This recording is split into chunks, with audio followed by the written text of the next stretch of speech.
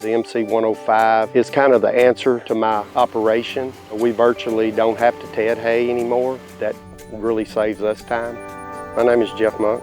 I've been running Vermeer equipment for about 30 years and had the opportunity in 2020 to come on at McElhaney Equipment and be a branch owner.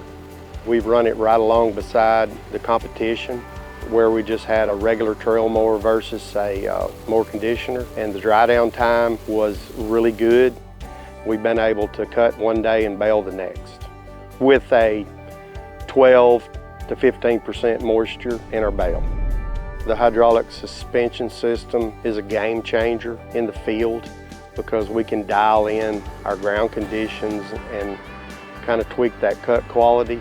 It's really made a big difference, and you can see it.